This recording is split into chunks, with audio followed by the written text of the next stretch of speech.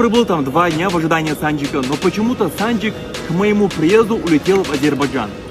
Для чего это было сделано, я пока не понимаю.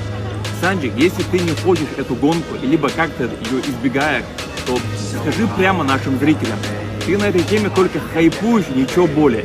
Если ты боишься, то я просто тебя оставлю, все, мне это не интересно. У нас есть дела куда важнее. Мы прилетели сейчас в Дубай, организовали встречу с Эндрю Тейтом, обсудили планы, и в скором времени будет что-то крутое.